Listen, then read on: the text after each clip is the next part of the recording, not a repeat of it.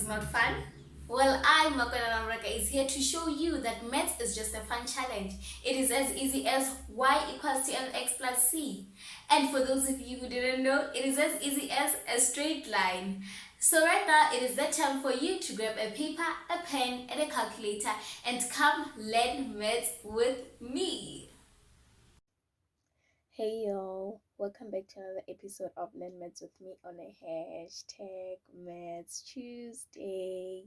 In today's episode of Learn Maths with me, we are doing reduction formula.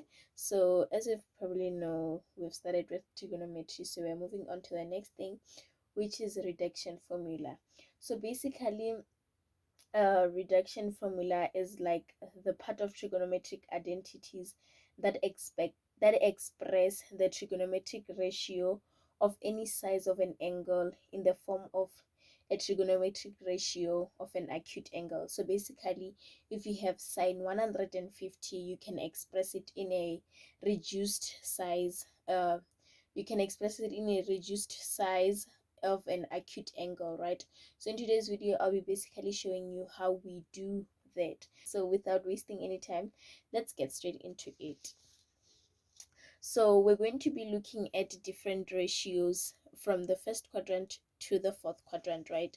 So in this video, you have to bear in mind the cast diagram, right? Because it's going to be needed. Cast diagram. So in the previous video, I basically explained the cast diagram, and we also tried to answer a few questions. So if you didn't watch that, please do go check it out because it will be quite helpful. So remember that cast diagram means that in the first quadrant, all ratios of an angle are positive. The second quadrant, only sine of an angle is positive.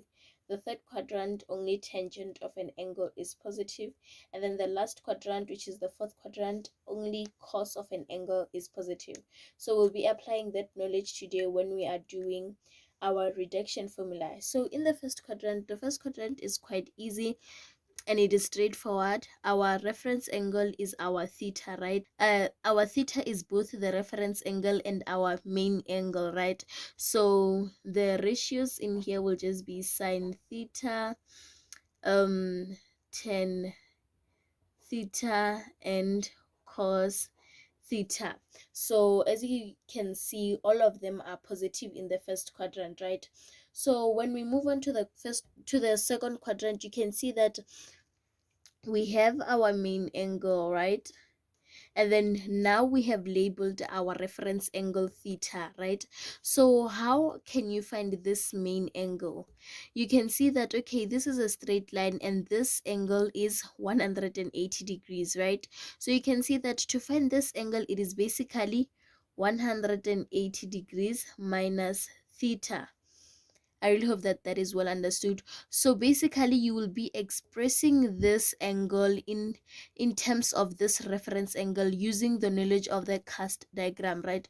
So meaning that this large angle will be sine 180 minus theta, right?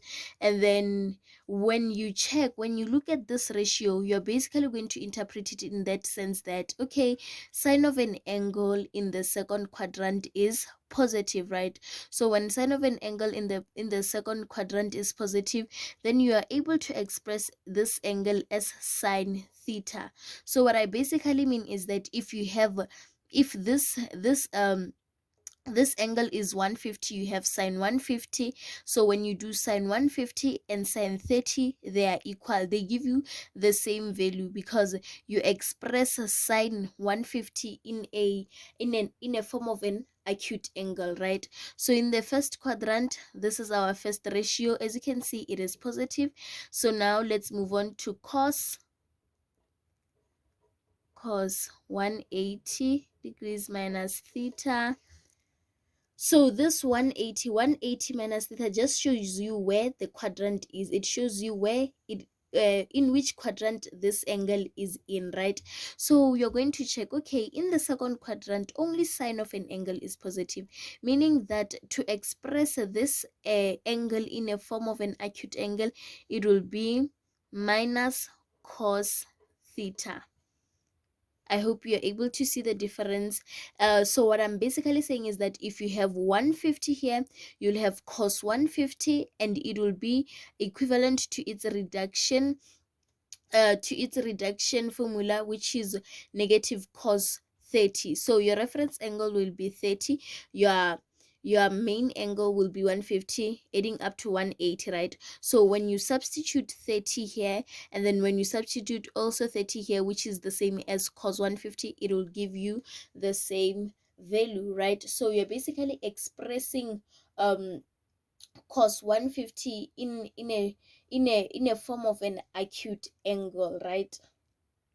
So the last ratio, which is 10, we have 10 180 degrees minus theta, which will be negative 10 theta. Remember why we put this negative? Because in the second quadrant, 10 of an angle is negative. I really hope that you can see the difference between the first and the second quadrant. You can see that the angles remain the same, but the difference is the signs. So when you are dealing with trigonometric ratios, you need to pay attention of the signs, because it is possible to miss them, and it just makes your answer wrong, right?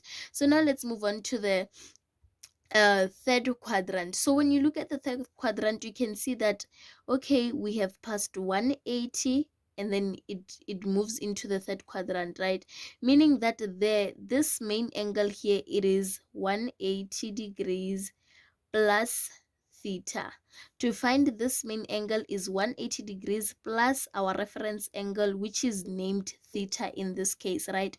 So it means that your first ratio will be sine 180 degrees plus theta, and then you check now, okay, it is in the third quadrant. In the third quadrant, sine of an angle is negative. It means that you will have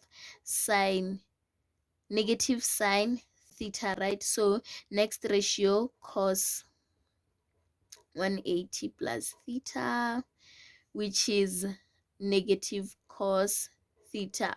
Why? Because in the third quadrant, only tan of an angle is positive. Then our third ratio, which is 10 180 degrees plus theta, it is 10 theta.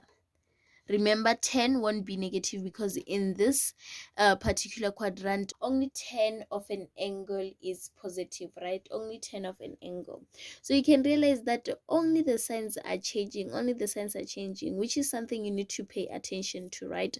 So now we're moving on to the fourth quadrant. You can see, okay, that in the fourth quadrant, it is 360, it's excluding our reference angle named theta, meaning that it is 360 degrees minus theta. So to find this angle, you have to say 360 minus the reference angle, right?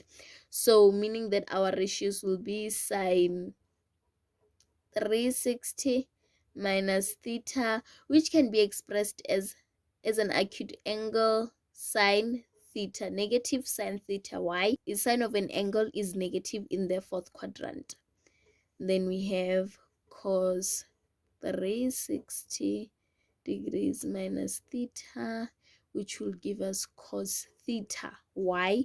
Because cos of an angle in the fourth quadrant is positive, right? Because of our cast diagram that we have proved in the previous video. Our last ratio, 360 minus theta, which is negative 10 theta. So we can then conclude that our reduction formula is like this. In the first quadrant, it is just theta. Our theta is the same as the reference angle. It is direct. In the second quadrant, it is 180 degrees minus theta. In the third quadrant, it is 180 degrees plus theta. And then the last quadrant, it is 360 degrees minus theta. So yeah, that is basically it for today's video. I hope that these reduction formulas were understandable. If there's something that you didn't understand or something that you want to add on, please do leave it in the comments section. Until the next one, you guys, bye. If you enjoyed this video, please give it a thumbs up and tell me in the comment sections which topic you'd like me to cover. And remember, I do not promise to know everything, but I do promise to share and help where I can.